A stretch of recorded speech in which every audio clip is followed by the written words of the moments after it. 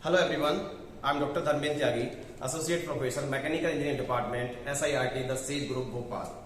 Today we are going to discuss about one of the most important subject, that is Pascal's law. So what is the statement of the Pascal law? First of all, we should know about the statement. The statement, that means the intensity of pressure at any point in a fluid at rest is same in the all directions. That it means if we take three directions, that is x, y and z, then we can say that px is equals to py is equals to pz. अब हम इसको समझते हैं कि actual में कि Pascal's law है क्या, कहना क्या चाहता है हमसे, क्या कह रहा है हमसे, तो हमें एक्चुअल में समझना चाहिए और इसका मेन एप्लीकेशंस क्या क्या है वो हमें पता होना चाहिए. तो मेनली सबसे पहले हम एक डायग्राम की हेल्प से समझते हैं कि हम पास्कल्स लॉ को कहां देखते हैं और उससे हमें क्या फायदा होता है.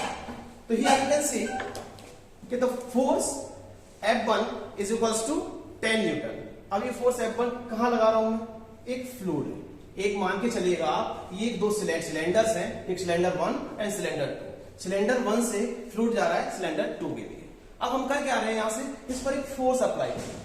फोर्स अप्लाई कर रहे हैं, दैट इट मींस हम इसका प्रेशर डालना चाह रहे हैं. प्रेशर क्या होता है, force upon area. Pressure is equals to force upon area, ये होता है हमारा प्रेशर. अब हम इस पर प्रेशर अप्लाई करेंगे तो क्या होगा इस कंडीशन में, यहां से देखिए आप, अब यहां पर प्रेशर आपने अप्लाई किया तो यहां पर आपने क्या किया, 10 न्यूटन का एक फोर्स लगा दिया. इसका एरिया कितना लिया मैंने अज्यूम कर लिया फॉर एग्जांपल कि हमारा एरिया है इसका 2 mm². तो ये हमारे पास अभी फोर्स क्या हो जाएगा, 10/2. That means 10/2. तो ये हो गया मेरे पास प्रेशर. अब ये प्रेशर आ गया मेरे पास कितना, 5 क्या न्यूटन पर mm². तो ये मेरा प्रेशर आ गया. ये आप जस्ट समझने के लिए कर रहे हैं, यहां पर कुछ भी हो सकता है, चाहे वो 10 हो 20 हो, आपको जो लेना है वो आप ले सकते हैं. अब यहां से हमने देखा कि हमारे पास 5 आ गया न्यूटन पर mm². दैट मींस ये हमारा प्रेशर है जो यहां पर एक्ट हो रहा है, यहां से लग रहा है, ये इस पर इसको प्रेस कर रहा है. अब इसकी वजह से होगा क्या, इसकी वजह से आप देखो ये फ्लूइड कंप्रेस होगा, इस पर प्रेशर लगेगा. अब ये प्रेशर, अब हमें according to the Pascal law क्या कहता है कि जो प्रेशर इस पॉइंट पर है वो कहीं पर भी इस पूरे फ्लूइड में सेम प्रेशर होता है. दैट मींस अगर यहां पर लगेगा तो ये भी, ये आप किसी भी एक पॉइंट पर बोल सकते हैं, किसी भी पॉइंट पर, किसी भी पॉइंट पर बोल सकते हैं कि वो प्रेशर होगा वो सेम होगा. तो हम यहां से देख सकते हैं कि कहीं से भी आप किसी पर्टिकुलर पॉइंट पर निकालना चाहें वहां भी आप निकाल सकते हैं, वहां सब जगह जो प्रेशर होगा वो सेम होगा. तो अब हम देखते हैं कि इससे होता क्या है. अब उससे हो रहा है कि यहां पर मैं चाहता हूं कि यहां पर भी फोर्स है, वो फोर्स क्या होगा, मान के चलो हम यहां से प्रेशर लगा रहे हैं और यहां से कोई चीज इसके ऊपर रख दी, हमने एक ऑब्जेक्ट रख दिया, उसे उठाना चाहते हैं, लिफ्ट करना चाहते हैं. तो अब लिफ्ट करने के लिए हमें जितना उसका वेट होगा उसके अकॉर्डिंगली हमें अप्लाई करना पड़ेगा फोर्स. लेकिन हम due to the Pascal law, hydraulics law, that हम देख सकते हैं कि यहां से मैंने अभी सिर्फ 10 लगाया हुआ है, 10 न्यूटन का फोर्स लगाया हुआ है. तो यहां से अब क्या होगा, यहां से आप जैसे कैलकुलेट करोगे F2 की वैल्यू तो क्या आएगी, same formula, pressure is equals to force upon area, और प्रेशर तो सब जगह सेम है. तो प्रेशर हमारा क्या निकल के आया, 5 न्यूटन पर mm². तो प्रेशर हो गया मेरे पास 5 इक्वल्स टू फोर्स मेरे पास क्या है F2. तो ये F2 अपॉन एरिया इसका क्या है, इस वाले सिलेंडर का एरिया मैंने अज्यूम किया है 20 mm². आप कोई दूसरा एरिया लेना चाहते हैं वो भी ले सकते हैं, जिसे हमारे समझने के लिए. तो यहां से आप देख सकते हैं ये कितना हो जाएगा F2. दैट मींस ये फोर्स जो सेकंड साइड में जो लगेगा, मैं यहां से अप्लाई कर रहा हूं, यहां से कोई चीज को उठाना है मुझे, तो वो कितना लगेगा, यहां से 20 × 5 दैट इज 100 न्यूटन पर फोर्स, दैट इज न्यूटन. तो ये हमारे पास क्या आ गया, फोर्स. मतलब मैं सिर्फ 10 न्यूटन फोर्स अप्लाई कर रहा हूं. इस पास्कल लॉ की वजह से क्या हो रहा है, वहां पर 100 न्यूटन का फोर्स मुझे मिल रहा है. मतलब मेरी कैपेसिटी है सिर्फ मैं 10 किलो ही उठा सकता हूं या 10 न्यूटन से उठा सकता हूं. लेकिन with the help of this हम क्या कर सकते हैं, उसने 10 को यूटिलाइज, हमारी 10 kg की कैपेसिटी है, 10 न्यूटन की कैपेसिटी है, उससे हम 100 न्यूटन उठा सकते हैं. जिस एग्जाम्पल के लिए, अगर आप लोगों ने देखा होगा आपकी किसी कार का टायर पंचर हो जाता है, तो टायर पंचर होने के लिए क्या करते हैं, हम जैक निकाल लेते हैं. अब उस जैक से क्या करते हैं, वो हाइड्रोलिक जैक होता है. हाइड्रोलिक जैक पे अब आप चाहोगे अपने हाथ से कार को उठाना चाहें, पॉसिबल नहीं है. क्या आपकी बॉडी बहुत अच्छी है, बहुत ज्यादा वेट के उठा सकते हैं आप, तो उठा सकते हैं, लेकिन एक नॉर्मल इंसान कार को नहीं उठा सकता. जब वो कार को नहीं उठा सकता तो वो यूज करता है अपने पास में हाइड्रोलिक जैक. हाइड्रोलिक जैक पर उसने कम फोर्स लगाया, दैट मींस ये सिलेंडर है तो वहां पे कम प्रेशर लगा और उस कम प्रेशर से हैवी वेट जो कार थी हमारी वो लिफ्ट कर जाती है। तो वहां पर हमारा एक बढ़िया सबसे अच्छा एग्जांपल है पास्कल्स लॉ का। जहां भी फ्लूइड आएगा वहां पे पास्कल्स लॉ जरूर आता है। चाहे क्रेन्स में देख लीजिएगा आप, जेसीबी आप लोगों ने देखी होगी कितना हैवी वर्क करती है, उसमें छोटे छोटे सिलेंडर्स होते हैं। तो दैट मींस हम छोटा सा फोर्स अप्लाई करने के बाद एक ज्यादा फोर्स को हम लिफ्ट करना चाहते हैं या वहां पे अप्लाई करना चाहते हैं ज्यादा प्रेशर या ज्यादा फोर्स, तो वहां पे हम यूज कर सकते हैं इस पास्कल्स लॉ को। अब हम समझते हैं, तो let us now consider one element of a fluid. जैसे हमने इससे पहले एक डायग्राम देखा, उस डायग्राम के अंदर में क्या था, बहुत सारा फ्लूइड भरा था। उस फ्लूइड में से हमने छोटा सा एक एलिमेंट लिया, अब वो एलिमेंट को मैंने यहाँ पे रिप्रेजेंट किया हुआ है।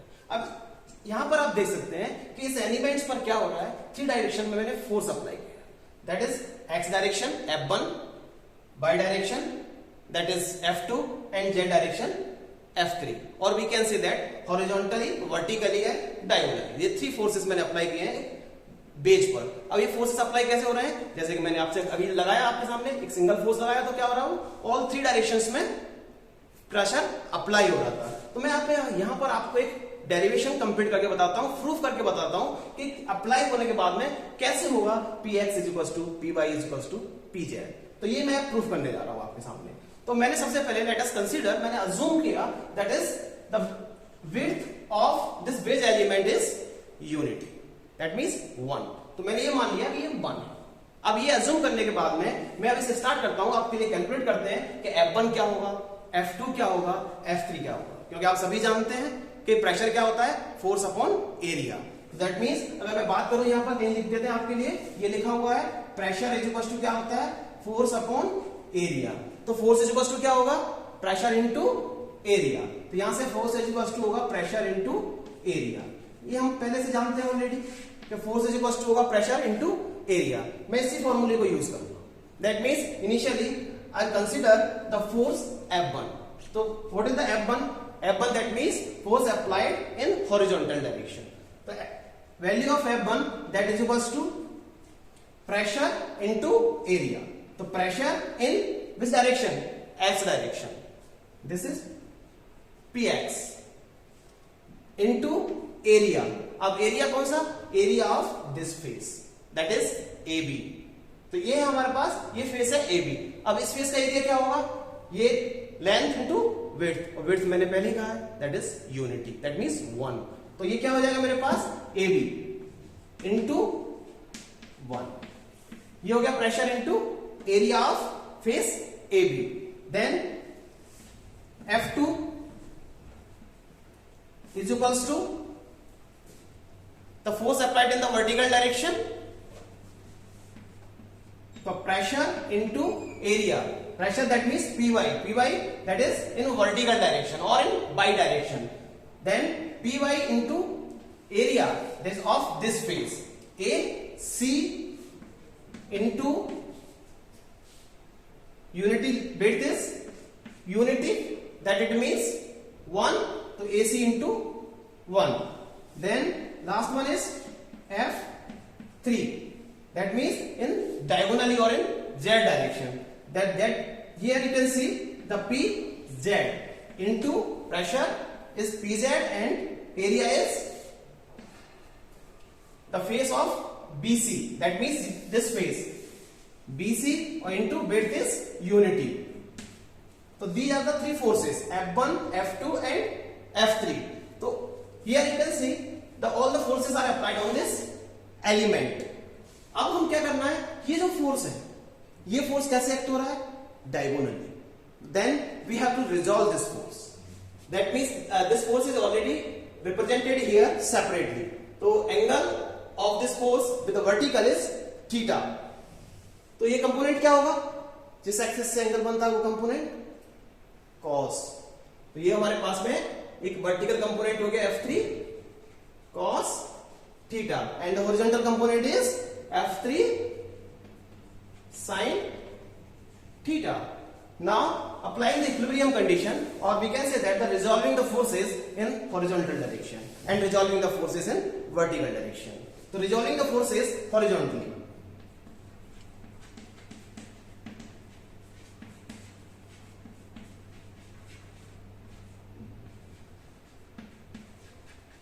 Resolving the forces horizontally.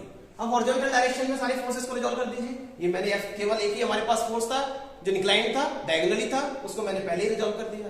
तो ये फोर्स हमारे पास क्या हो गया, F1 that is equals to F3 sin theta, both are in opposite direction, F1 and F3।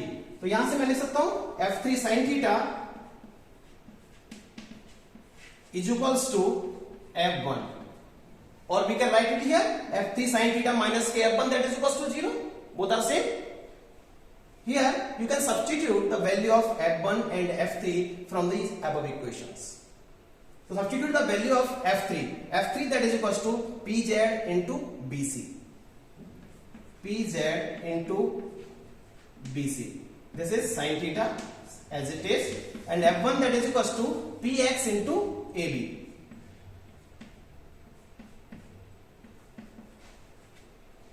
Equation number 1.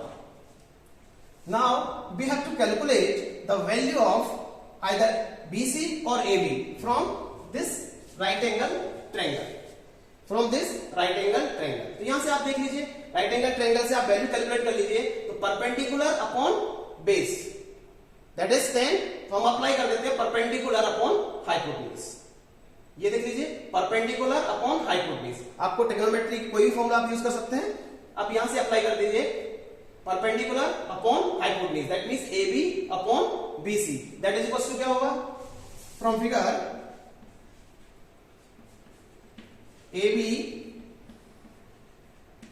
Upon perpendicular upon hypotenuse BC, what is the value of AB upon BC, that is equals to sin theta. So here from here what is the value of AB? AB क्या रहेगा, AB is equals to BC sin theta. Substitute this value of AB in equation number 1. Then we have P2 into BC sin theta equals to Px into AB की जगह क्या लिखना है हमें, BC sin theta. तो यहां से BC sin theta से BC sin theta cancel out. अब हमारे पास क्या बचा है, Pz that is equals to Px, Pz that is equals to Px. Equation number 2.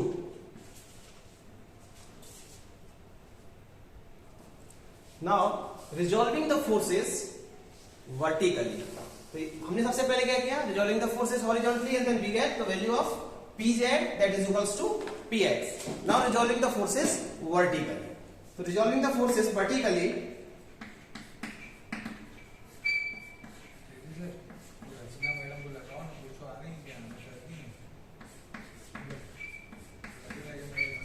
Resolving the forces vertically.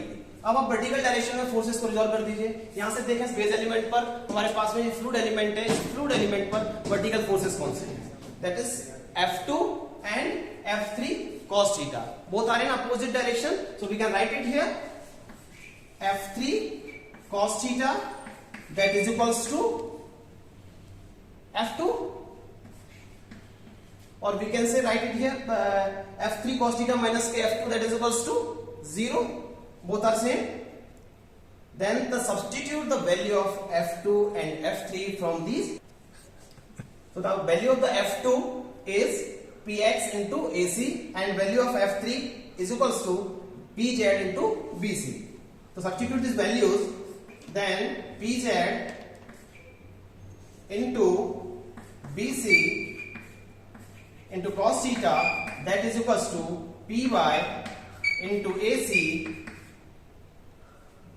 Then from the figure we can again calculate the value of either BC or AC. So from the figure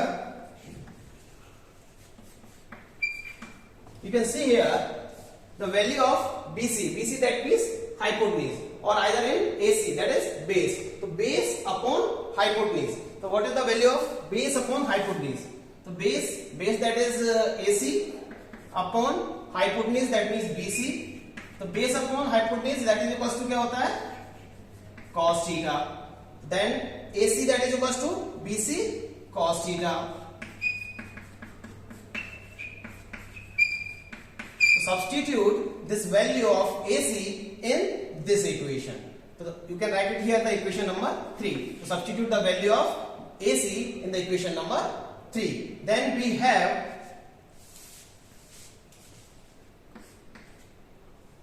P2 into BC cos theta that is equals to PY into AC. AC that means BC cos theta. Clear? ये दोनों आपस में cut गया तो क्या बचा आपके पास PZ that is equals to P by. This is the equation number 4. So from the equation number 2 and 4 we can write it here the value of Px equals to Py equals to Pz. This is the Pascal law. Thank you.